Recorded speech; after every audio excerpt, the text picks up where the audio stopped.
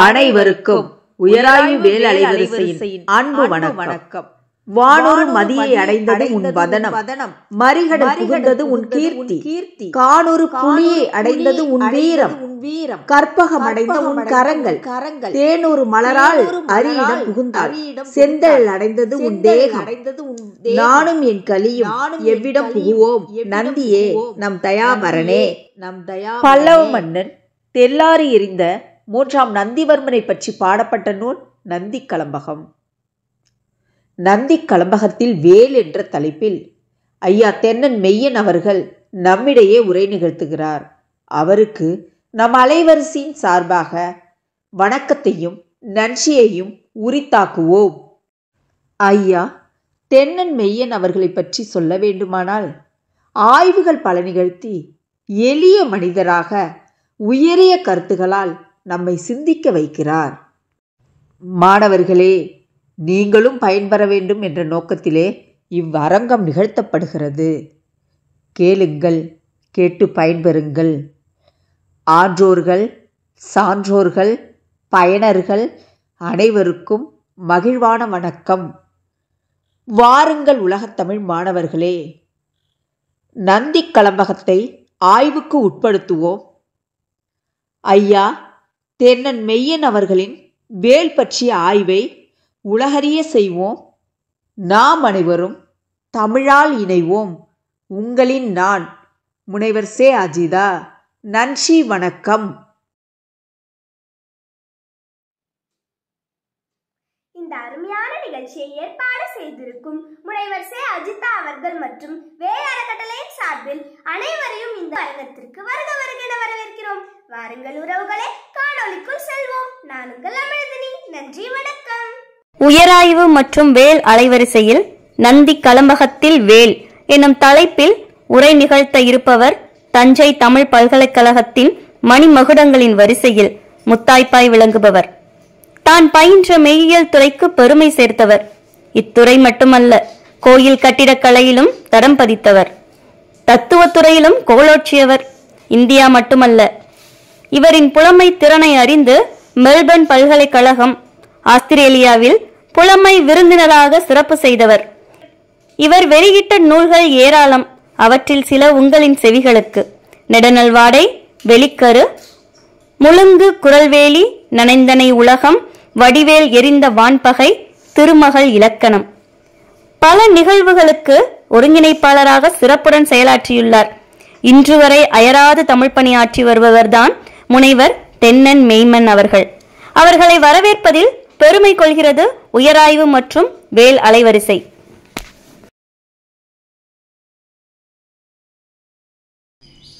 வணக்கம். நான் தென்னன் மெய்மன். நான் ஒரு கோயில் கட்டடக் கலைஞன். இன்றைக்கு உயராய்வு வேல் என்ற வலையொலிக்காக அதன் வெள்ளி அரங்க நிகழ்வில் உங்களோடு பேச வந்திருக்கிறேன். நந்தி கலம்பகத்தில் வேல் என்ற ஒரு தலைப்பில் நான் புரிந்து கொண்டதையும் என்னுடைய பார்வையும் இன்றைக்கு அது ஏன் தேவைப்படுகிறது என்பதையும் விளக்கி சொல்ல விரும்புகிறேன். நம்ம இங்கிருந்து தொடங்குவோம். அவன் ஒரு பல்லவ மன்னன். யார் இந்த நந்திவர்மன்? எங்கே நம்ம விளக்கு தேடுறதுன்னா, நந்தி கலம்பகத்துக்குள்ளே என்ன செய்திகள் இருக்குது அப்படிங்கிறத மட்டும்தான் பேச போகிறோம்.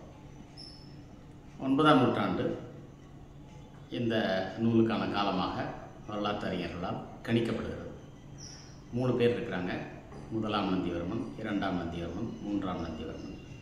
இல்லை, தெள்ளார் இருந்த நந்தி அப்படிங்கிற பேரில் இந்த கலம்பக இலக்கியம் இருக்கிறதுனால இவன் 3ஆவது நந்திவர்மனாக இருக்கலாம் அப்படின்னு சொல்கிறாங்க. தெள்ளாறு எங்கே இருக்குது? இல்லைன்னா வந்தவாசிக்கும் திண்டிவனத்துக்கு இடையில இருக்குது. ஒரு பெரிய ஊர் தான் அது. ஆனால் இங்கே ஒன்றும் சான்றுகள்லாம் ஒன்றும் பெருசாக இல்லை. அந்த பேரில் ஒரு கலை அறிவியல் கல்லூரி ஒன்று இருக்குது, இயங்கிட்டு இருக்குது. அதில் ஒரு தமிழ் துறை கூட இருக்குது. 10 நாளைக்கு முன்னால் போய் பார்த்துட்டு தான் வந்தேன். அதனால் அதை பற்றி பேசணுங்கிற ஒரு உந்துதல் இருந்த நேரத்தில் இந்த வாய்ப்பு கிடைச்சது. முதற்கன் அவர்களுக்கு என்னுடைய நன்றியை தெரிவிக்கிறேன். சரி, செய்திக்கு வருவோம். யார் இந்த நந்திவர்மன். ரெண்டாவது, தன்னை பல்லவ மன்னன்னு சொல்கிறானே, அந்த பல்லவ மரபில் இவன் யார், அதுக்கான சான்றுகள் என்ன இருக்குது.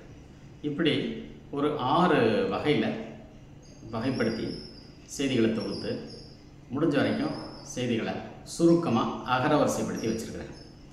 அதை எந்த உரை புனைவும் இல்லாமல் என்னுடைய பார்வை கூட அதில் வைக்காமல் உள்ளது உள்ளபடி நான் விரைவாக சொல்லிடுறேன். அதில் வகைக்கு 1 மட்டும் நான் விளக்கம் தரேன். அவ்வளோக்கு தான் நேரம் இடம் கொடுக்கும்னு நினைக்கிறேன். அதற்கு பிறகு இந்த செய்தியினுடைய இன்றைய பொருத்தம் என்ன அப்படிங்கிறத பார்ப்போம். முதல்ல இந்த நந்தி கலம்பகம் ஒரு 111 பாடல்கள் இருக்குது. கடவுள் வாழ்த்து, மிகை பாடல்கள், நீங்களாக, அதுக்குள்ளேருந்து தான் எல்லா செய்தியுமே இருக்குது. இப்போ யார் இந்த நந்திவர்மன்? நந்திவர்மன் கூட இல்லை, யார் இந்த நந்தின்னா நம்ம தலைப்பெற்றிருக்கோம். ஏன்னா அதில் நந்தின்னு தான் வருது. அதனால் அதில் உள்ளபடி இது எளிதாகவும் விரைவாகவும் படிக்கிறதுக்கும் பிறகு எடுத்து செல்லவும் பயன்படும். இது அச்சிட்டப்படியாகவும் விரைவில் கிடைக்கும். அரசர் கோமான் அடுபோர் நந்தி, நல்ல தமிழில் சொல்கிறான். அலைகதிர் வேற்படை நந்தி, அலைகதிர் வேற்படை நந்தி, நல்லா கவனிங்க. இதுலேயே அவனுடைய தகுதியை அவன் சொல்கிறான். வேற்படை வச்சுருக்கிறான், வேல் வச்சுருக்கிறான். சரி. அரசர் புகும் வளவு கண்டான் நந்தி, அளவு கண்டான்ல வளவு கண்டான். வளவுங்கிறது அந்த வளாகம், ஆடவர் குறுகா அருங்கடி வரைப்புன்னு சொல்கிற மாதிரியான அந்த அந்தப்புறத்துக்கு செல்லக்கூடிய பேரரசுங்கிற பொருளில் சொல்கிறான். அரசர் புகும் வளவு கண்டான் நந்தி 3 ஆச்சு. 4வது பாருங்கள், ஆழி மதையாணி நந்தி, ராசமன்னன் நந்தி, ஈட்டு புகழ் நந்தி, உறவு தவிராத நந்தி, ஐராவதத்தின் அடுபோர் நந்தி. இவன் யானை மேலே வரான், போர் யானை மேலே. ஒரு கோமகன் நந்தி, அவன் தன்னை ஒரு கோமகன்னு சொல்கிறான்.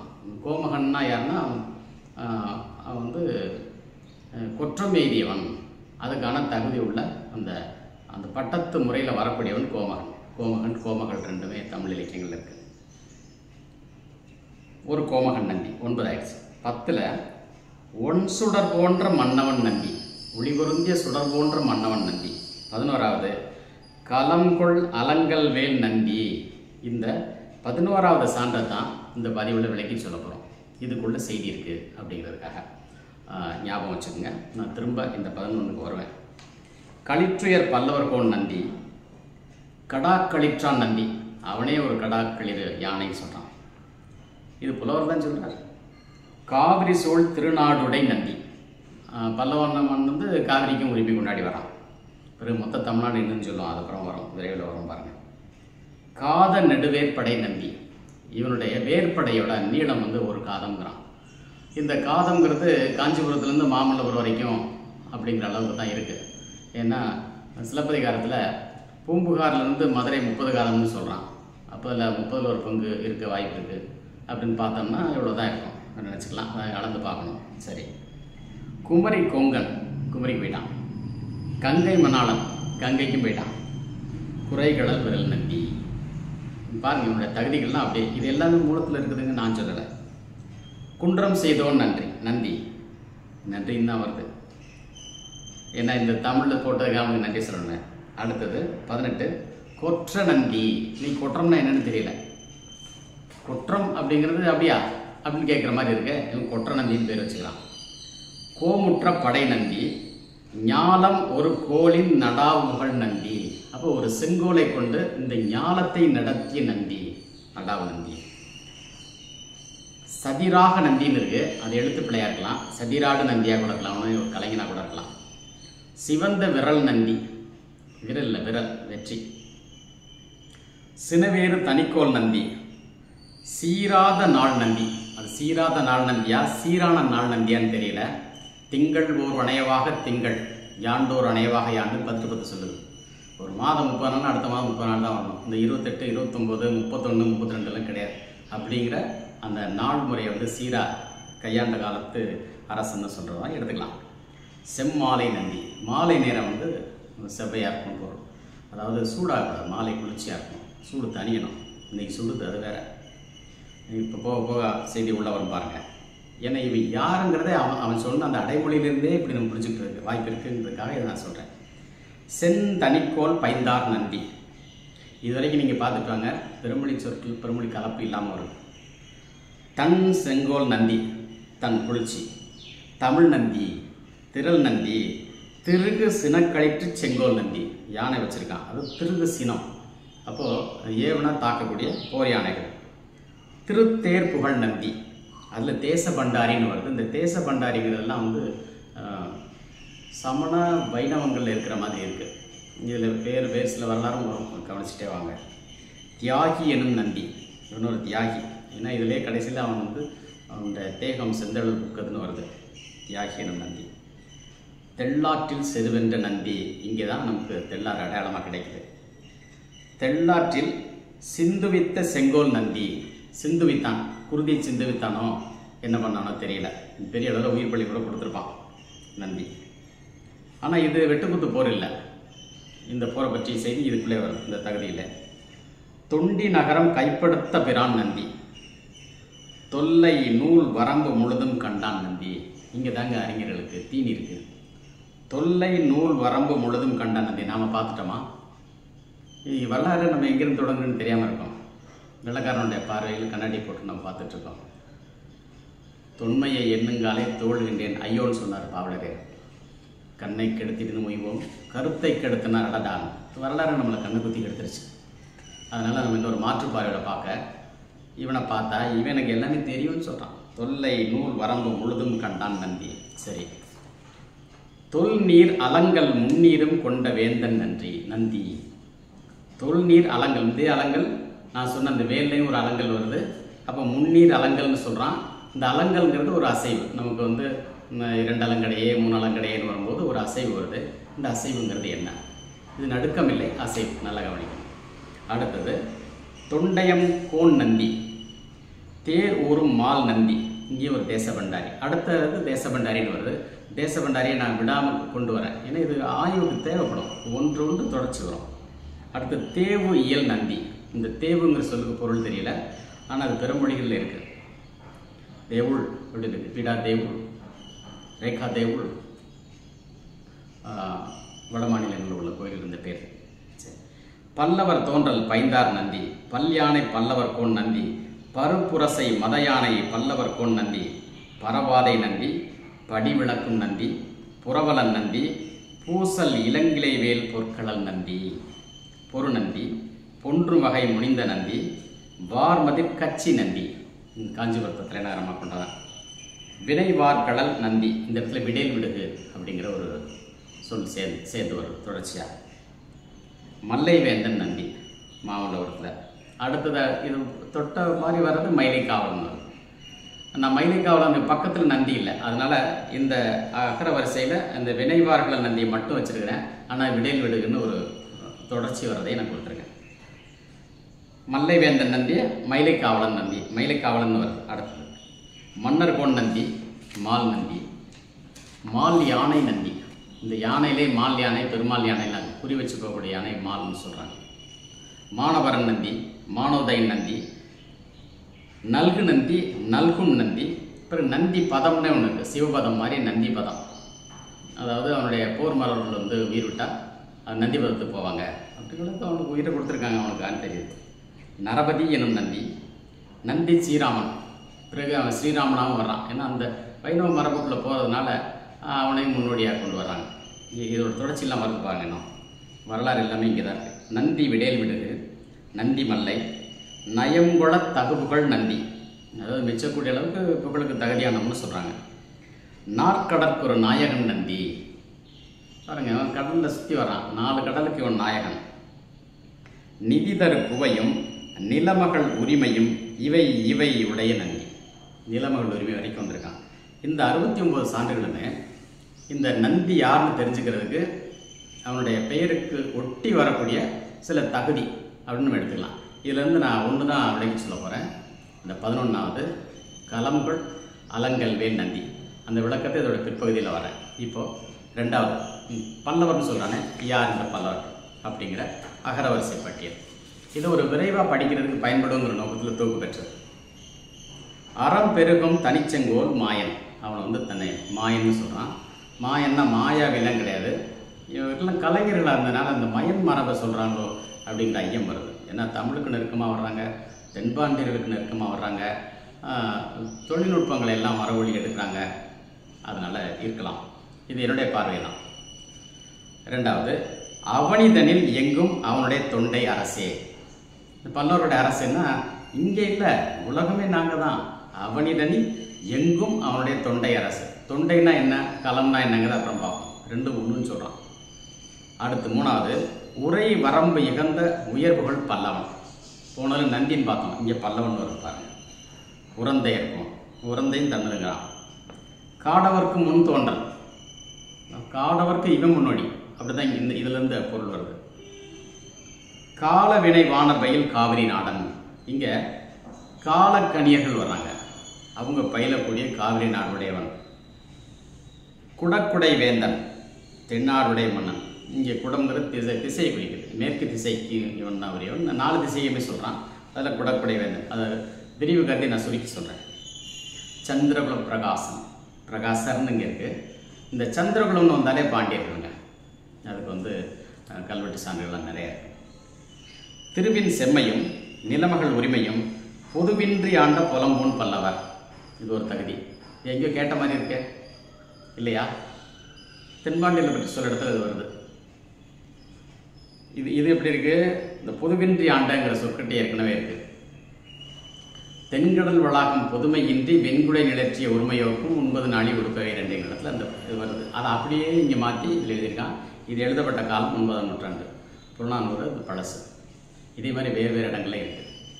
தொல்கதிர் திகிரியான் பரவதும் ஒல்கா உறும் உரள் முரசின் தென்னவர்க்கு ஒரு மொழி கொள்க இவ்வுலகு உடன் எனவே கலித்தொகையில் சொல்கிறான். அப்போது இந்த முரசு இங்கே வருது, இவனும் முரசு கையில் எடுக்கிறான். அடுத்து வரும் இந்த பல்லவனுடைய தகுதியில் முரசு கையாளுறான். இதை நீங்கள் ஒட்டி பார்க்கும்போது இவனுக்கு ஒரு 100 ஆண்டுக்கு பிறகு வந்த ராஜராஜன் முரசை தொட்டதுக்கான சான்று இது வரைக்கும் எங்களுக்கு கிடைக்கல. திருப்பறையறை மட்டும்தான் செய்கிறான். ஆனால் அவன் இந்த பாண்டிய மரபனுடைய வழி வந்தவன்னு சொல்லலை. பாண்டியனுக்கு எதிரி செழியரை தேசுகுள் போராஜகேசரி பாண்டிய குலாசினின்னு சொல்கிறான். இவங்களுக்குள்ள என்ன வேறுபாடு? இவங்க பௌத்தத்தையும் வைணவத்தையும் தழுவி போனது பிரிவாகும், சமணத்தையும் சைவத்தையும் தழுவி போனது இன்னொரு பிரிவாகும். 2 கிளைகளாக வந்தார்களா? யோசிக்கலாம். அதை யோசிக்கணுங்கிறதுக்காக தான் இந்த தகுதிகளை நம்ம வெளியே கொண்டு வரோம். தெள்ளாற்று கண் சிவந்தான் தென்னன் போட்டு உடச்சிட்டான் தேங்காயை. தெள்ளாற்றில் கண் சிவந்தான், நந்தின்னு சொல்லலை, தென்னன்னே சொல்கிறான். இந்த தென்னன்ற சொல்ல எங்கேருந்து எடுக்கிறான்? எங்கே இருக்குது?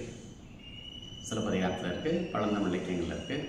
எங்கே வந்தாலும் தென்னன் மழை பிடித்தாண்ட மன்னவன் வாழ்க்கை என தீர்வு சிறப்பின் தென்னனை வாழ்த்தின்னு தென்பாண்டிய மரபுக்குரியவனாக தான் தென்னன் சொல்கிறான்.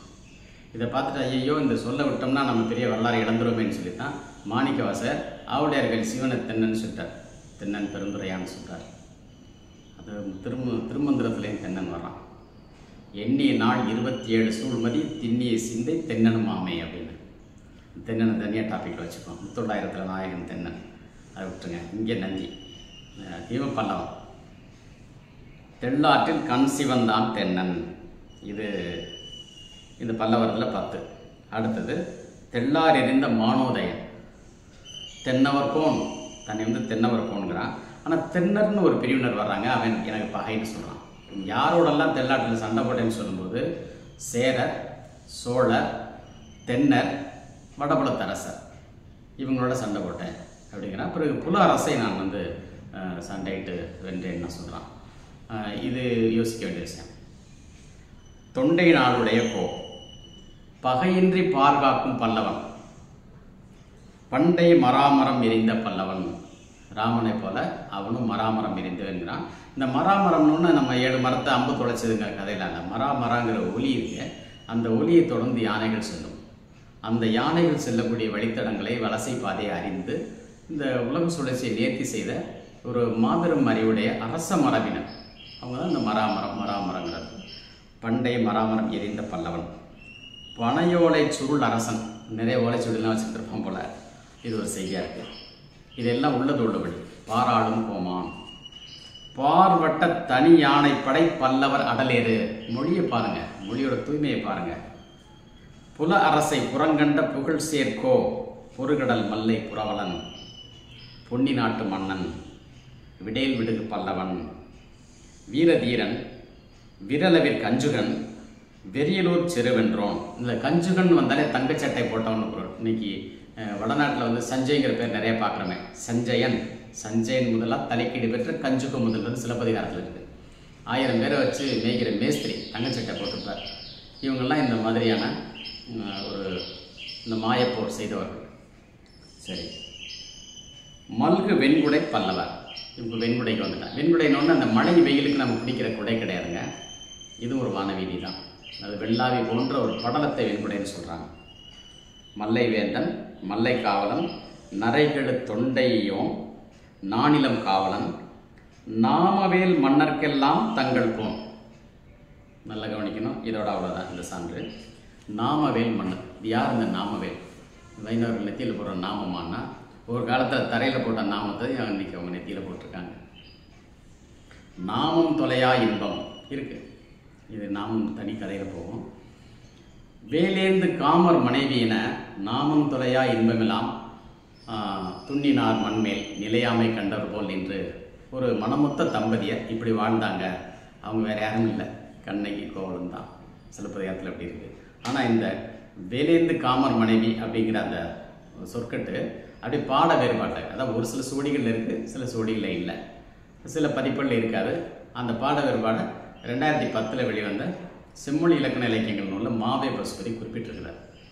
வேலேந்து காமர் மனைவி, கண்ணி வேல் வச்சு நல்ல கையில் அப்படின்னா இவங்க சொல்கிற வேலே வேற. அதுதான் நீங்கள் பார்க்க போகிறோம். அடுத்தது 3வது வந்துட்டோம்.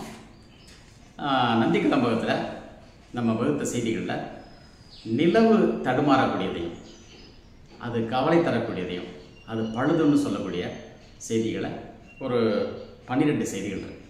அதை நான் ஒன்று ஒன்றா சொல்லிடுறேன். மல்லையங்காணல் முதல்வனுக்கு பழுது கண்டாய், இதை போய் பகர்வாய் பைங்குருகே. அரசன்கிட்ட சொல்லு பழுது இருக்கு அப்படிங்கிறான். காணல் வரியில் கோவலனும் மாதவியும் போட்டிட்டு பாடுறதே அன்னைக்கு நிலவு வெற்றியா தோல்வியா அப்படிங்கிறத பற்றி தான். அது இன்னொரு செய்திக்குள்ளே போகும். இப்போ சான்று பழுது கண்டாய்ங்கிறான். இதுதான் ராஜராஜங்க பின்னால் ஒருத்தன் வந்து கிருமி கண்ட சோழன்னு ஒருத்தன் வரான். அது வைணவ இலக்கியங்களில் இருக்குது. அவங்க சொல்கிற கிருமிங்கிறது நிலவின் தடுமாற்றம் பற்றியது தான். அடுத்தது 2வது, விடியாத அல்லினோடும், அல்லுங்கிறது இரவங்க, வெண் திங்களோடும் உளன் ஒய்வகை அறியேனே. நான் இரவு முழுக்க கண் விழிச்சு நிலவை பார்த்துட்ருக்கேன், பழுது இருக்குது, என்ன செய்யறது எனக்கு தெரியல அப்படின்னு அந்த மன்னன் சொன்னதாக அந்த புலவன் சொல்கிறான். அடுத்தது இது வந்து இந்த சுருக்க செய்திக்காக நான் ஒரு பகுதி மட்டும் சொல்கிறேன். இதில் வந்து அந்த எண் அந்த பாடல் எண் கூட கொடுத்துருப்பேன். இது அந்த பதிப்புகளில் நீங்கள் பார்த்துக்கலாம். இன்னும் ஆராய்ச்சிக்கு பயன்படுறவங்களுக்கு தேட வேண்டாம் பாருங்கள். விடியாத அல்லினோடும் வெண்டிங்களோடும் உளன் உய்வகை அறியணைங்கிறது பாடல் 59. அப்போ ஒரு 100-111 பாடல் உள்ள ஒரு நூலில் 59 பாடல் எடுக்கிறது மிக எளிது. அதில் இந்த பகுதியை பார்த்தா முன்னும் பின்ன உள்ள சேர்த்து பாருங்கள். இது சரியாக இருக்கலாம், பிழையாக இருக்கலாம். அது வந்து முடிவு செய்துக்கலாம் பார்க்கக்கூடிய ஆய்வாளர்கள். ஏர்வட்டத்தின் மதிவெள்ளி குடை கொடிது என்றால் அது பழுதன்றோ. அப்போ அந்த ஏர்வட்டம், ஏருங்கிறது அது காட்டலாக பொருளை, ஆனால் அது முழுமையை குறிக்கக்கூடியது. ஏர்வட்டத்தின் மதிவெள்ளி குடை கொடிது என்றால் அது பழுதன்றோ. இது பாடல் 54. இந்த பாடல் நீங்கள் முழுமையாக பார்த்தீங்கன்னா அதில் ஒரு பெண் வர்றா.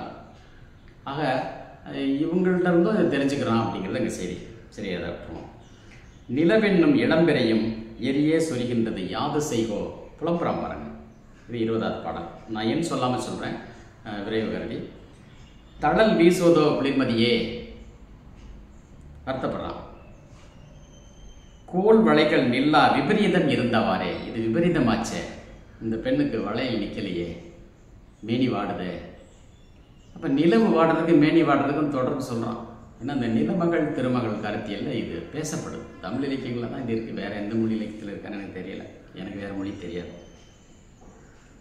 சுடுமோ இச்சுடற்பிறையே, இளந்தலை கண்டே நிலவு பிளந்தெறியும் காலம், நெஞ்சு ஆகுலமுற்று, அதாவது வருத்தப்பட்டு, இங்கனே மெலிய நிலவின் கதிர் நீள் எரியாய் விரிய. அதாவது நிலவுனாலே குளிர்ச்சி. ஆனால் அந்த குளிர்ச்சியான நிலவு அந்த நாளில் வராமல் ஒரு நாளைக்கு முன்னாலே வந்துட்டு ஓடி போயிடும். வர வேண்டிய நாளில் அனலாக இப்படிங்கிறது தான் இந்த நந்தி கலம்பகம் சொல்லக்கூடிய செய்தி. இது நமக்கு இன்றைக்கி புதிய செய்தி, ஆனால் ஏற்கனவே இது நமக்கு தெரிஞ்ச செய்தியாக இருக்குது இந்த சான்றுகளின்படி. சரி, அடுத்து ஊரை சுடுமோ உலகம் தனை சுடுமோ யாரை சுடுமோ அருகிலேன் இந்த நெருப்பு வட்டமான நிலா. இது அந்த 111க்கு மேலே மிகைப்பாடலில் ஒன்று. ஒரு சில பாடல்களில் மிகையாக கொடுத்துருக்காங்க, இதுவும் தேவை அப்படின்ட்டு ரொம்ப பொறுப்பாக தந்திருக்காங்க இல்லைன்னா நம்ம எப்படி நம்ம கண்டுபிடிப்போம். அடுத்தது 10வது தன்னுலா மாலை தமிழ் நந்தி நல்நாட்டில். நல்ல கவனிங்க, தமிழ் நந்தி நல்நாட்டில் பெண்ணிலா ஊரில் பிறந்தாரை போல வரும் வெண்ணிலாவே இந்த வேகம் உனக்கு ஆகாதே. நீ ஏன் இவ்வளோ வேகமாக வர்ற, ஏன் நீ முந்தி போயிட்டுருக்க அப்படின்னு கேட்குறான். இது ஒரு கவிஞனோட கற்பனை நம்ம எடுத்துக்க முடியல, இயற்கையில் இது நடக்குதுங்கிறது தெரியும். ஊர் உறங்க நம் இரு கண் உறங்காத காலம். அடுத்த சான்று வாசிகையின் ஊடே வெண்மதி குழந்தை சொருகினாயே. இது அதோட பாயிரத்தில் இருக்குது. இந்த வெண்மதி கொழுந்து அப்படிங்கிறது அவன் இளம்பிறையை சொல்லலாம், அல்லது இளம்பிறைக்கும் முன்னால் உள்ள ஆயக்கால், அதை கூட முதல் பிறை 2ஆம் பிறை போன்றதுன்னு சொல்லலாம்.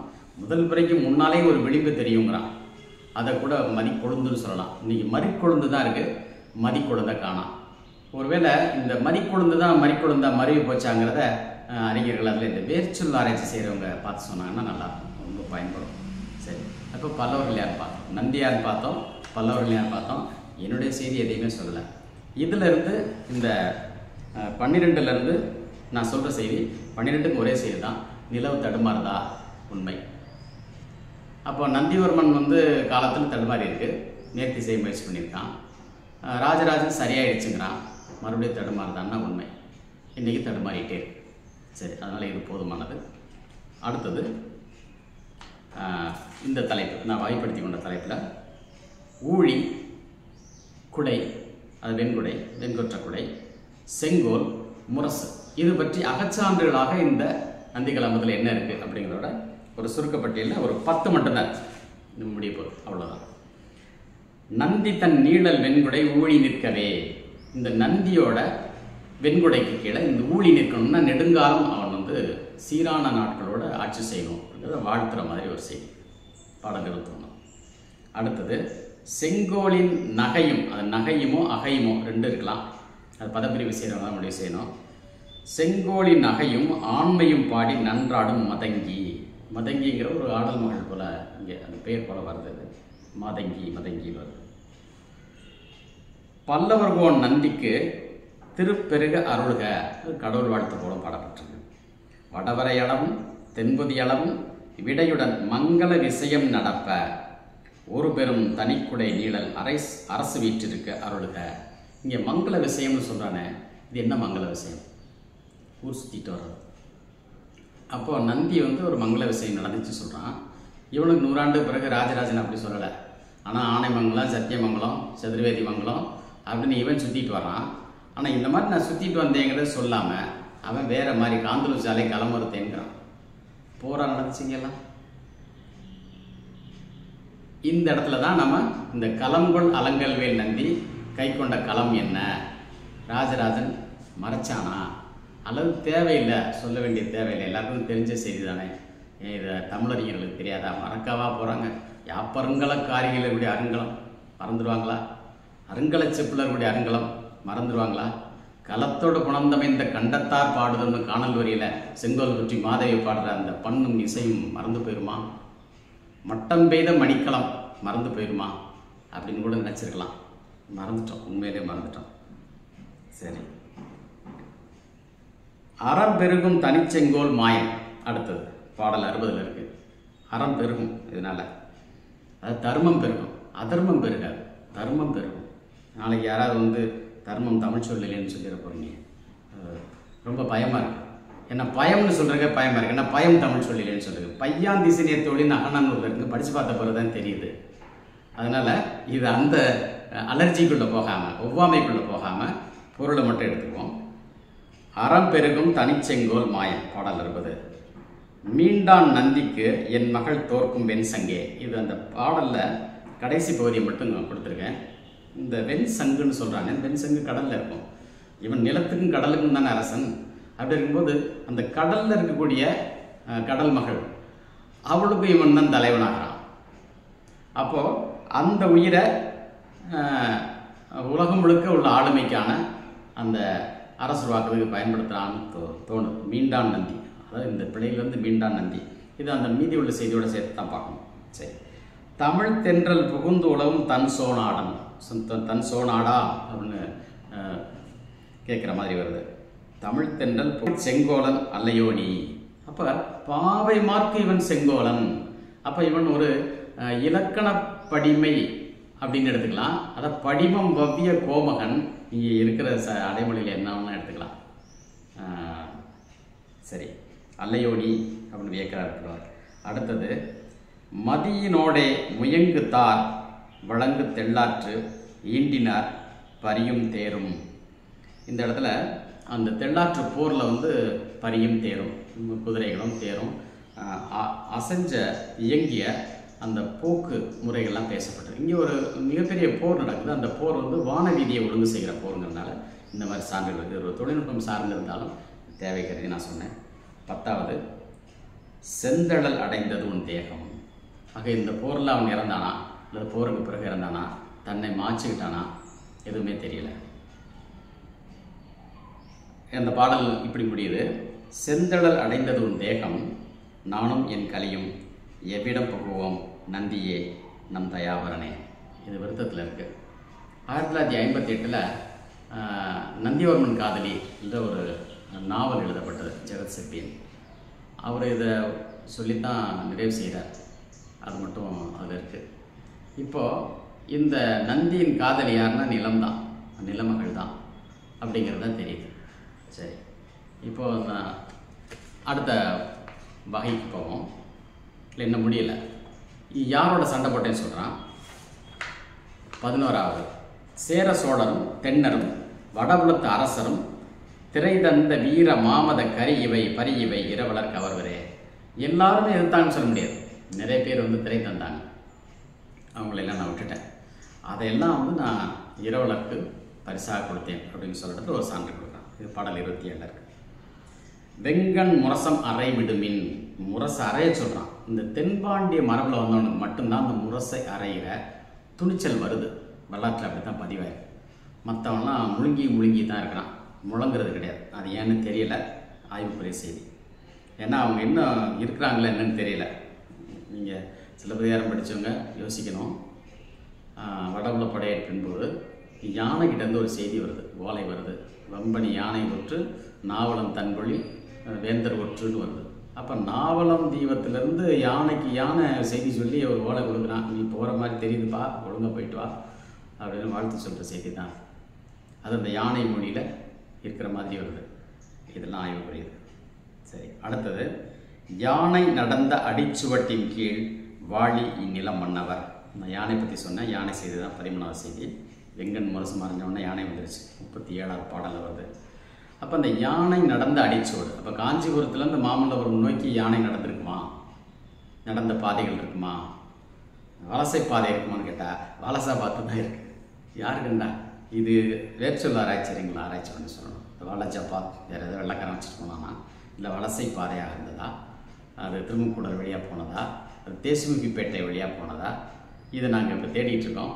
அந்த தேடலின் ஊடாக இந்த தமிழறிஞர்கள், தமிழ் பாடல் எழுதக்கூடியவர்கள், அது கவிஞர்கள், இவங்களுடைய பார்வையில் அது கற்பனையாக இருந்தாலும் கூட இதுக்குள்ளே இருக்கிற நயம் வெளிப்படுமே அப்படிங்கிற ஒரு ஆசையில் நான் இதை உங்களோட பகிர்ந்துக்கிறேன். இன்னொன்று இதோட முடியுது இந்த வகைப்பாடு. செழுந்தென்றல் அமுதளிக்கும் காலம், பாடல் 56 போதுமா? அப்போ செழுந்தென்றல் வந்து அமுதளிக்கும். அப்போ இப்படி வகைப்படுத்தி கொண்டதில்ல கடைசி பகுதிக்கு வந்துட்டோம். அதாவது பெண்ணியல்பு, இந்த நிலத்தியல்பும் பெண்ணியல்பும் இங்கே பேசப்படுகிறது. தன்னுடைய மனைவியும் பேசலாம், அரசியை பற்றியும் பேசலாம்.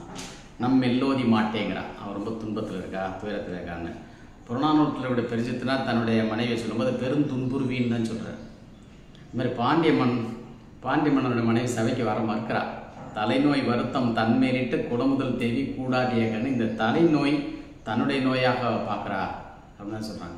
இது என்ன தலைநோய், இவங்களுக்கு என்ன தலைவலியா, மாத்திரை போட்டால் சரியாயிடுமான்னா அது இல்லை. தலைநாள் தடுமாறினா தலைநோய், இன்றைக்கி தலைநாள் தடுமாறிட்டு இருக்கு. தலையே இல்லை, அது வேற. இன்றைக்கி முண்டமாக தான் போயிட்டுருக்கு. அதை பற்றி கவலையே இல்லை. இது தாங்க உண்மை. ஆக இந்த தலைநோய் வருத்தம் பற்றி நந்திவர்மன் என்ன கவலைப்பட்டாங்கிறது தான் இந்த செய்தி. இது உயிரை ஒழுக்கும் செய்தியாக இருக்குது. அதனால் இதை ரொம்ப அக்கறையோட அறிஞர்கள் பார்க்கணும், தாண்டி போகக்கூடாது.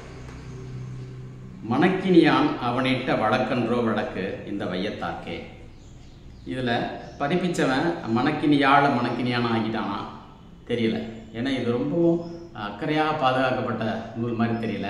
யாரும் படிக்காதனால இதில் பெரிய திருத்தங்களும் திரிவுகளும் வரல. நம்ம நல்ல நேரம் மறுபடியும் சொல்கிறேன். மணக்கினியான் அவனிட்ட வழக்கன்றோ வழக்கு இந்த வையத்தாக்கே. பாடல் 53. இதே மாதிரியான ஒரு பாடல் திருமந்திரத்தில் மிக பாடலாக இருக்குது. அது இப்படி இருக்குது. அது பெரிய பேரை பற்றி இருக்குது. தஞ்சாவூர் தட்டான் தளத்திற்கு நாயகன் மஞ்சாடி கொள்ளான் வழக்கின்றி மன்றேறான் துஞ்சான் உறங்கான் தொழில் செய்வான் 5-6 நாளைக்கு அவதி என்றானே. அவன் நாளை ஒழுங்கு செய்கிறான். ஒரு மாத நாள் 30ன்னு சொன்னானே அவனிட்ட வழக்கன்றோ வழக்குங்கிற மாதிரியான ஒரு பாடல் இருக்குது. அப்போ ஒவ்வொரு 100 ஆண்டுலேயும் இதை மாற்றுவாங்க போல. அதெல்லாம் புரட்டி திருத்தி போடணும் போல தெரியுது. ஆய்வு புரியுது. அடுத்தது 2வது செய்திக்கு வரேன். பாவையர்தம் பாவை விதியின் விளைவு கண்டு யாம் இருப்பதல்லால் வினை மற்றும் உண்டோ நம் எல்லோதி மாட்டே. ஆக பாவையர்தம் பாவை, பாவை போன்றவள். பாவையர்தம் பாவை பல பாவையர்களுக்கு இலக்கணமாக பாவை போல இருக்கும். நாயக பெண் பிள்ளை போல இருக்க அரசியவ நாச்சியாரவள். அப்படி இருந்தவர் விதியேன்னு இருக்கிறா. நம் மெல்லோதினாலே அரசி தான். அந்த மெல்லோதி அம்சில்லோதி, இந்த ஓதி தாங்க ஜோதியாக மாறுது. அருட்பெருஞ்சோதின்னு சொல்கிறதெல்லாம் ஓதி தான். ஓதிங்கிறது கற்கசைவான ஒரு இயற்கையினுடைய பேராற்றல். அது தனிந்தவ பஞ்சினம் தான் நொய்யதாகி மெலிந்தங்கிருந்திடும் வெல்ல ஒண்ணாதே அப்படின்னு திருமந்திரத்தில் இருக்குது. இது அட்டமா சித்துக்களில் உள்ள படிநிலைகளில் வரக்கூடியது. இது லஹிமான்லாம் சொல்கிறாங்க. தமிழ் புத்தாண்டு நாள் புரிஞ்சாலே அட்டமாசத்தில் ஒன்று கை வந்துருச்சு அப்படின்னு பொருள். எத்தனை பேருக்கு புரிஞ்சிருக்கு அல்லது எத்தனை பேர் புரிஞ்சுக்கிற திட்டம் வச்சுருக்கிறோம் யோசிக்கலாம். அடுத்தது அங்கோல் வளைக்கை இளையோர் இழப்ப அரசாழ்வது என்ன வகையோ அடிக்கிறான். இந்த நந்திக்கிழமகம் இந்த பிழையான நாட்களில் நான் பிழையை திருத்த போர் தொடுக்கிறேன்னு சொல்கிறான். அப்போ இப்போ இருக்கிறது அரசுன்னு அவன் சொல்லவே இல்லை. நான் அரசை உருவாக்குகிறேன்னு சொல்கிறான்.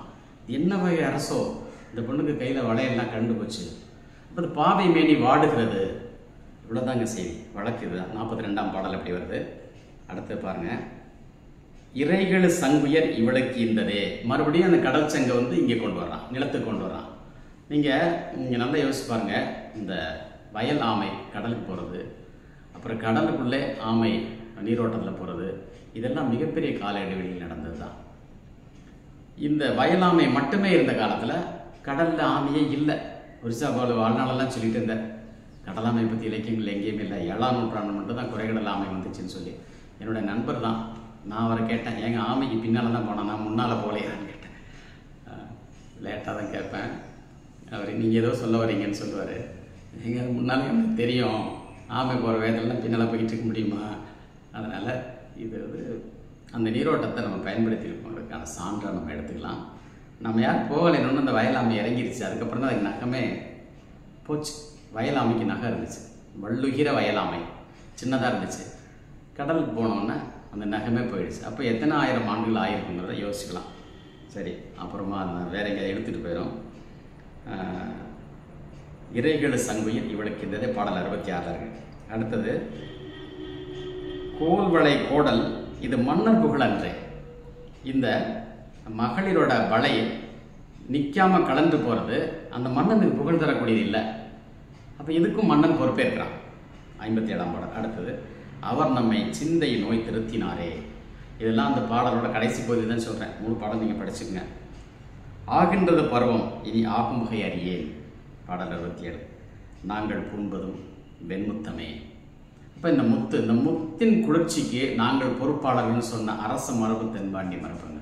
அதுதான் கொற்கை பாண்டியர்கள் வராங்க கடைசியாக. முத்தின் குளிர்ச்சியும் தமிழின் குளிர்ச்சியும் ஒன்றுன்னு சொல்கிறான். இருவேராரமும் எழில்பெற அணிந்த திருவேல் மாறிவின் தென்னவன் மறவன் குழியில் கொண்ட மரா யானை மொழி உணர்த்தும். அகநானூறு பாடல் 13 இருக்குது. திரும்ப படிச்சுக்கங்க. முன்னும் பின்னும் ஆழமாக படிச்சுப்பாங்க. யானையோட அறிவு இந்த அறிவு. சரி. தெள்ளாரை வெற்பில் காரூர் குழலிக்கு காதளவு ஊறும் கடைக்கண்களே. இங்கே வந்து அந்த மேம்பட்ட நிலையை பற்றி சொல்கிறான். அந்த பாவை நிலை மேம்பட்ட மகளை பற்றி பேசுகிற இடத்துல 111ஆம் பாடல் இதோட முடிஞ்சிச்சு அந்த பாடல் வரிசையில். இன்னும் 2 சான்று விடுபட்டது. இவன் யாருன்னு சொல்கிற இடத்துல பெரும்புலவர் தன் கலியை தீர்க்கும் தமிழாகரன் நந்தி. இது மிகை பாடல், தமிழாகரன். அடுத்தது பெண் இல்லைன்னா மண்ணே கிடையாதுன்னு சொல்கிற மாதிரி என்ன பொருள் இருக்குது. ஆனால் அது எழுத்து பிள்ளையாக இருக்குது, வந்து நேரடியாக எடுத்துக்க முடியல. பெண்ணும் கிடையாது இங்கொரு மண்ணும் கிடையாதே அப்படின்னு ஒரு மிகை பாடல் இருக்கு. பெண்ணுங்கிறது பெண் உயிர், பெண் கொடியாக நடந்தது உலகே அப்படின்னு திருமந்திரம் சொல்லுது. ஆக இந்த பாவை, பெண்ணியல்பு இதெல்லாம் அந்த காலக்கணக்கோட தொடர்புடைய காலவினை அப்படிங்கிறது இது வரைக்கும் நம்ம பார்த்துட்டோம். முடிய போகுது யானையோட முடியும். பிறகு இதில் புரியாத செய்திகள் நான் வச்சுருக்கேன், அதையும் சேர்த்து சொல்லிடுறேன். அதோட அவ்வளோதான். நந்திக்கெல்லாம் பார்த்து வச்சு நான் உங்களை பேச மாட்டேன், எனக்கு புரிஞ்ச பேசுகிறேன். இனவேளம் கோமரிகள் சீறி குறுக்கோட்டை வென்றாடும் 2ஆம் பாடல்லே வரும். இது முழுக்கவே ஒரு டெக்னிக்கல் வேர்ட். ஒரு பொறியாளரோ அல்லது ஒரு போர் ஆய்வாளரோ எடுக்கக்கூடிய இடம்.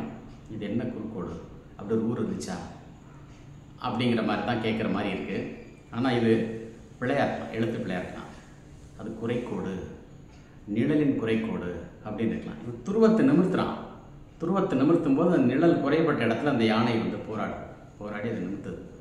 ஏன்னா the elephants are the guardians of the access of earth அப்படின்னு சொல்கிற அளவுக்கு அந்த அறிவை இன்னும் யானைகள் வச்சுருக்குன்னு 1000 சான்றுகள் படந்தமிழ் இருக்குது. கஜசாஸ்திரத்தில் கூட இல்லை. இதை நான் பல இடங்களில் பேசிட்டு வரேன்.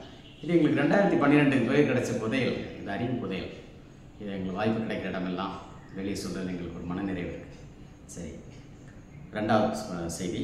சோர் மதத்த வார்குருதி சோனை நீர் என துளிப்ப ஏர்மதத்த கரி. இது பாயிரத்தில் இருக்குது. இது சோனை நீர்னாலே யானையின் தலையில் வரக்கூடிய கடாம் நீர் அப்படிங்கிறதுக்கு சான்றுகள் இருக்குது, இங்கே இருக்குது.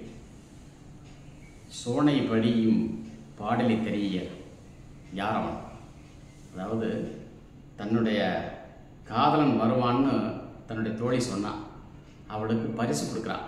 இந்த பரிசை நான் தர்றேன், சொல்லு, உனக்கு யார் சொல்லி கொடுத்தது, சொன்னது யார், இந்த தூது வருதுங்கிற செய்தி நீ எப்படி சொன்னான்னு கேட்குறா. அந்த இடத்துல அந்த சோனை நீர் வருது. நம்முடைய போது செங்கன் வேளம் சிவப்ப சிலர் திகைப்ப அதிர்குரல் மணி நெடுந்தேர் அவனின் ஆரணன் களிறு இளங்களி யானை எடுத்த மிகையன்னே பூவலயம் தண்ணீர் கரியாய் நின்ற மன்னா. 49ஆம் பாடல். வலம் வரு திகிரியம் இடம் வரு பணிலமும். இதெல்லாம் வந்து இந்த பூமி சுழற்சியில் எது வலம் வருது எது இடம் வருது. அப்போது வலம் போகக்கூடிய திகிரி, இடம் போகக்கூடிய பணிலம். பணிலம்ங்கிறது பாம்பை குறிக்குது. வடமொழியிலே அப்படி தான் இருக்குது. இப்போ எதையோ அவங்க வந்து சொல்கிறாங்க, இந்த பணிலம் போல் வளைஞ்சு போகிறது, நேராக போகிறது, நேர்கிழக்கு அதாவது ட்ரூ ஈஸ்டில் போகிறது, கிளாக் வைஸாக போகிறது, இதெல்லாம் 3 கிளைகளை பிரித்து போகிறது. இதை பார்க்கும்போது இவன் தரையில் கட்டம் போட்டு ஆடு புலியாட்டம் ஆடியிருப்பானோன்னு தோணுது. இது ஆடு புலியாட்டமா ஆடு புலியாட்டமா இனிமேல் நம்ம பேசுவோம். இப்போ முடிவுக்கு வந்தாச்சு. அதாவது இதை பற்றி நான் சொன்ன செய்திகளை இதில் பொருள் புரியாதவை, எதிர்காலத்தில் உயராய்வுக்குரியவை, ஆனால் மிகவும் தேவையானவைன்னு சிலவற்றை நான் வந்து சொற்களை மட்டும் சொல்லிடுறேன். கடுவாய் போல் வளையதிர.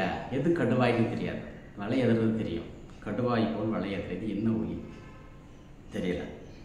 நாட்டம் குறி குறுக்கோட்டையின் மேற் சென்று அஞ்சி. நீ மறுபடியும் குறுக்கோடு பல இடங்களில் வருது. விலங்கல் வைத்த மின்னோக்கு, நமக்கு தெரியல. பொருள் புரியாதவை, உயராய்வுக்குரியவை என்று சில சொற்களை நான் பட்டியல் போட்டு வச்சுருக்கிறேன். அதில் ஒரு 15 இருக்குது. இதோட சேர்த்து பார்க்கும்போது இது முழுமையாக அது பயன்படும். பின்னால் அதை பற்றி பேசிக்கலாம். அதில் ஒன்று கடுவாய் போல் வளையதிர. கடுவாயின்னு என்னன்னு தெரியல. பெரிய கோயிலில் உள்ள கல்வெட்டில் தென்கடுவாயான்னு இருக்குது. சரி, இருக்கட்டும். நாட்டம் குறி குறுக்கோட்டையின் மேற்சென்றஞ்சி. இதில் குறுக்கோடுன்னு வந்து அது குறுக்கு கோடா குறுக்கோட்டையா தெரியல. அங்கே யானைகள் பேசப்படுகிறது. அது நிழலின் குறைக்கோடாக கூட இருக்கலாம். இதை பார்க்குற போது இந்த ஆடுபுலி ஆட்டம் போல் தரையில் ஒரு வரைபடம் வரைஞ்சி ஆடிருப்பான்னு தோணுது. அது ஆடு புலியாட்டமாக கூட இருந்திருக்கலாம். வேள்வியின் அழகியல் விளம்புவோரும் பரிபாடம். படிநிலை வேள்வியில் பற்றி ஆடுகுழல். அப்போ வேள்வியிலே ஆடுகுழல் வருதே, ஏன் இதில் ஆடுகுழல் வராது? இல்லாமல் ஆட்டை பெரிய திருவிழா வந்துச்சு, ஆடியல் விழா வந்துச்சு, ஆடு தோன்று விழா வந்துச்சு, ஆடு ஆடன்பு ஒரு சாராரே, ஆடு அன்றன்பு ஒரு சாராரேன்னு வந்துச்சு. என்ன இருக்குது தமிழில்? யார் திறந்த மனதோட பார்த்தது? பார்க்கணும். விலங்கல் வைத்த மின்னோக்கு நந்தி கலம்பகத்தில் இருக்குது. பாடல் 32. மின்னிடம் உருவத்து இளமையிலனையார் விலங்கல் செய் நாடகசாலை பெரிய கோயில் இருக்குது. எப்போ இவன் தெள்ளாரில் பண்ணது நீ தஞ்சாவூரில் பண்ணியா? அவன் போர் மரவில் வச்சு பண்ணதை நீ தளிச்சேரி பண்டில் வச்சு பண்ணியா? கொஞ்சம் சொல்லு என்ன நடந்துச்சுன்னு. ஆக நீ ஒப்பிட்டு பார்க்கறதுக்கு பயன்படும். மண்பொறி ஓலை, இந்த மண்பொறி உணர்த்திட்டு மண்பொறி ஓலை மண் தூது விடுது. இந்த நிலமகள் எழுத காஞ்சினே ஒன்று புறநானூரில் இருக்குங்க. விளைநில பெண்டிரின் பலமீ கூற உடனே வாழிய யான் என பல்மான் நிலமகள் அழுத காஞ்சியும் உண்டன உரைப்பரம் நந்தி சினோரே. நிலமகள் புலம்பல் இருக்கு. இவன் புலம்பலை, என்ன காவலன் துயரத்தை சொல்கிறான், நேர்த்தி செய்கிறான். பருவ வாடை 8 பாடம். குறுக்கோட்டை குறுகா மன்னர் ஈன்ற வேங்கை இருங்கனி சூழ்ச்சியே. இந்த வேங்கை மரம் தலைநாளை குறிக்கக்கூடியது. அது சூழ்ச்சி செய்துங்கிறான், அல்லது என்ன நடக்குதுன்னு தெரியலேங்கிறான். மரம் தப்புன்னு சொல்லலை, தனக்கு புரியலைங்கிறான், புலம்புறான். மாயச்சிறு பாடல் 83 இந்த தெல்லாத்து போகிற மாயச்சிறுன்னு நான் சொல்கிறேன். யானை செய்கிற போருக்கு அது போகிற யானைன்னு சொல்கிறது உண்டு. சிறுச்சை யானைன்னு தான் சொல்கிறாங்க. காட்டு யானையை சிறுச்சை யானை தான் சொல்கிறான். அது போர் செய்ய போராட்டுச்சான். என்னென்ன மழை உருவாக்குறதுக்கான வலசை பாதையில் பாதையை உருவாக்கி போகணும் இருக்குது. இதை முழுக்க அரசவேலி பாண்டு கம்பளம் அப்படிங்கிற ஒரு திட்டத்தில் தரவுகளை சேகரித்து நாங்கள் தொகுத்துட்ருக்கோம். இப்போவே 1000 சான்றுகள் இருக்குது. அடுத்தது மீறு தெள்ளாற்று நல்லார் முனை. இந்த தெள்ளாறு மீறுது, அப்போ நல்லாறு திருநள்ளாறு ஆகிடுச்சா? திருநள்ளாறு எங்கே இருக்குது நம்மளும் தெரியும். காரைக்கால் பக்கத்தில் ஸ்ரீ சனீஸ்வரன் கோயில் தான். இவங்க ஏதோ வேலை பார்த்துருக்காங்க. அது என்ன வேலைங்கிற மறுபடியும் நந்தி கலம்பகத்தின் ஊடாக நம்ம பார்ப்போம். பின்னல்லது ஆய்வுக்குரியது. அடுத்தது கோவே கம்பரானாரே. இந்த நந்தி கம்பராயிட்டார். என்ன கம்பரானாரு? கம்பன் 12ஆம் நூற்றாண்டில் வர்றான். அவருக்கு முன்னாலே கம்பரானவர் இருக்கிறாரு. கம்பமாயிட்டானா? என்னானா? அசைவற்றலைக்கு போயிட்டானா? படிமம் வப்புதல், படிமம் வப்பிய நெடுநல் யானை, இதெல்லாம் பேசப்பட்ட செய்தி. அந்த மாதிரி அவன் முழுமை அடைஞ்சிட்டான் அப்படின்னு கூட சொல்லலாம், இருக்கலாம். கம்பரானன் தான் எனக்கு தெரியும். அடுத்தது கொற்றவாயில் முற்றம். இது இருக்குது சிலப்பதிகாரத்தில் தென்பாண்டியருடைய மரபில். கொற்றவாயில் முற்றம் தீப்பற்றியும் இருக்குது. கன்னி கடுவாய், கடுவாய் இரட்ட வளை விம்ம. இந்த கடுவாய் அதிர்வு எங்கிருந்து வரக்கூடியது? அது இரட்டும் மரம். படுமணி இரட்டும் பாவடி மனைத்தாள் யானைன்னு யானையோட மணி ஒளி இரட்டுவதை பற்றி பேசுகிறாங்க. ஒளியே இரட்டை நாக்கலாம். ஒளியே ஒன்றும் கிடையாது. ஒளியே பின்னி போக முடியாது. ஒளியே இரட்டையாக தான். ஆனால் வெளிச்சம் அப்படிது ஒளி. அந்த ஒளி கூர்மனையுடையது சொல்கிறாங்க. இதில் அறிவிலே பார்க்கணும். அடுத்தது வியப்பான செய்தி. வடுவாய் இருக்கும் மகளே மணி ஊசல் ஆடாம். மணி ஊசல் ஆடாம். வடுவாய் இருக்குன்னா பதிவாய் இருக்குன்னு சொல்கிறதா?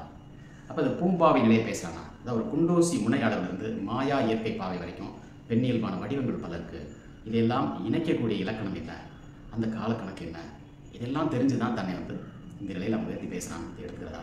பார்த்தா இந்த இலக்கியம் மிக மிக மதிப்புள்ள இலக்கியமாக இருக்கே. பார்க்கலாம்.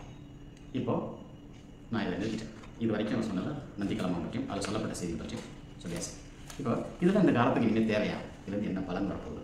இதே செய்தி பலன் நம்மளோட பிற இடங்கள் இருக்கா? அதை பற்றி சுருக்கமாக பார்த்துட்டு முடிச்சுக்கலாம்.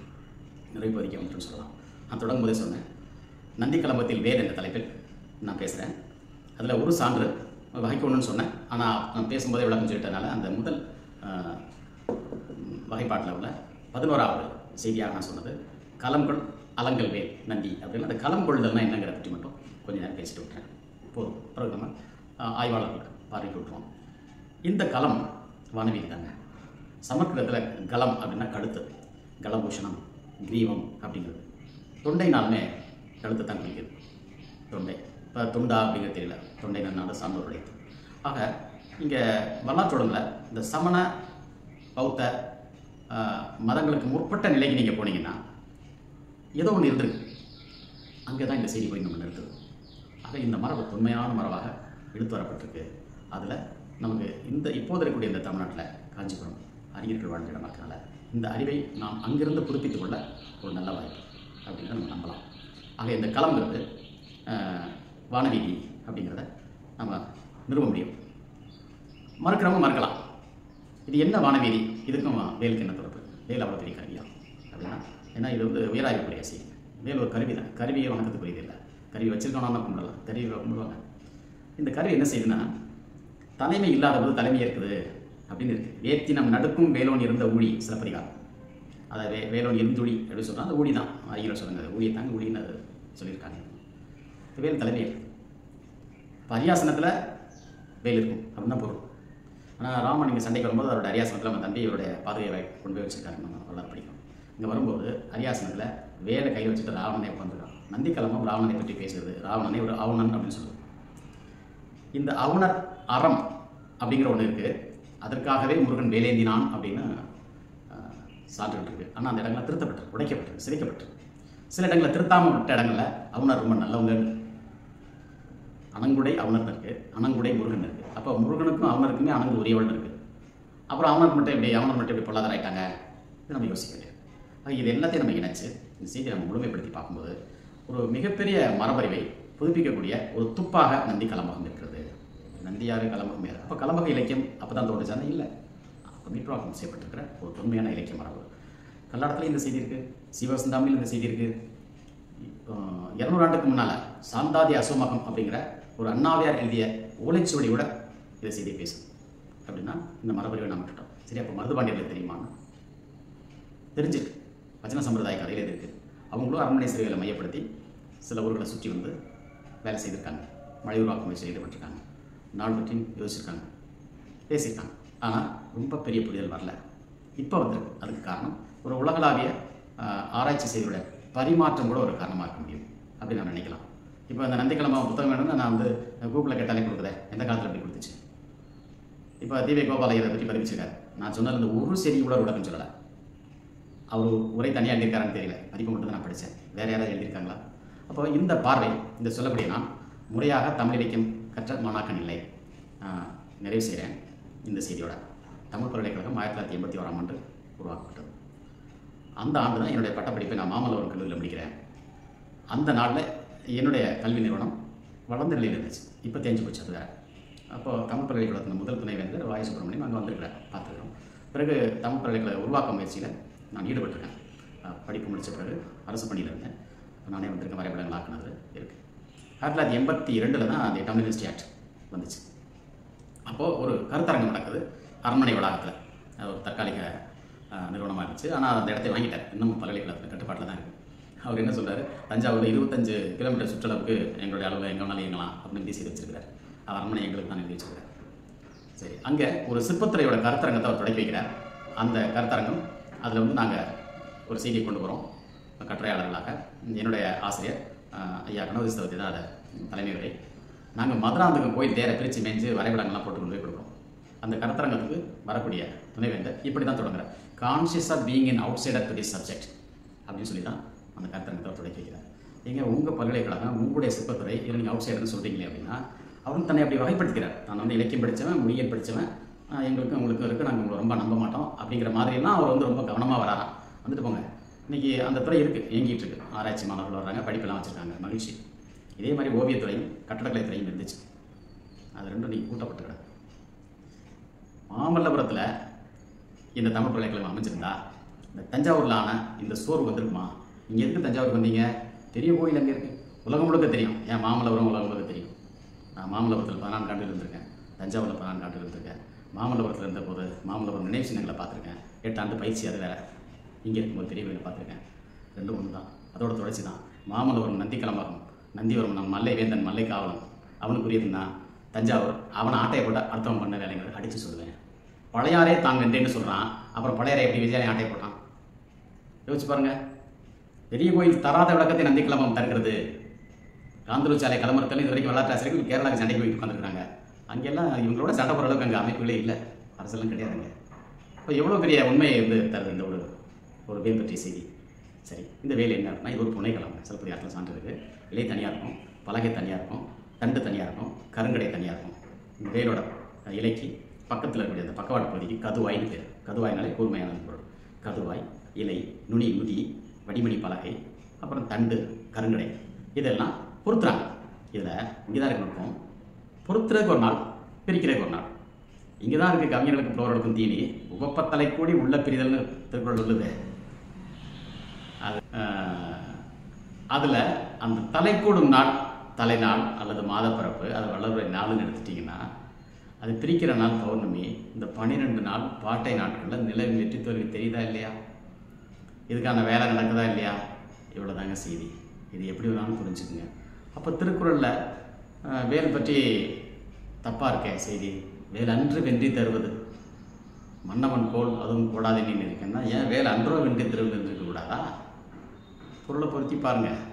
அவள் அல்லது அவருக்கு பகை இருந்துச்சா? வேலோடு நின்றான் இடுன்றது போலும். ஆமாம், வேல் வச்சிருக்கவன் தான் இடுன்னு சொல்ல முடியும். வெல்வேல் கொற்றம் காண்டு தானே பாண்டிய மன்னன் சொல்கிறான். இந்த நந்திக்கிழமை உருவான காலத்துக்கு 50 ஆண்டுகள் அல்லது 100 ஆண்டுகள் முன்பின் இடைவெளியில் வேண்டிக்குடி செப்பேடு, தலவாயிரம் செப்பேடு, கதிர்வேல் தென்னன் ஒருத்தன் வர்றான், அங்கேயும் வேல் தூக்குறான். சங்கம் இரியனார் பாண்டியர். இது சங்கமே தமிழ் சொல்லி இல்லைன்னு சொல்லக்கூடியவர்களாக இருக்காங்க. அப்படிலாம் சொல்லக்கூடாது. இது ஆழ்ந்த செய்தி. அப்போ நான் அதே செய்தியை சொல்கிறேன். Conscious of being an outsider to the subject Tamil. நான் ஒரு தொழில்நுட்ப பார்வை வைக்கிறேன். நன்றி. இந்த நிகழ்ச்சி உங்களுக்கு பிடிச்சிருக்கா? பிடிச்சிருந்துச்சுன்னா விரும்பவும், ரொம்ப பிடிச்சிருந்துச்சுன்னா பகிரவும், ரொம்ப ரொம்ப பிடிச்சிருந்துச்சுன்னா கருத்து பெட்டியில் கருத்துக்களை போடவும். நன்றி, வணக்கம்.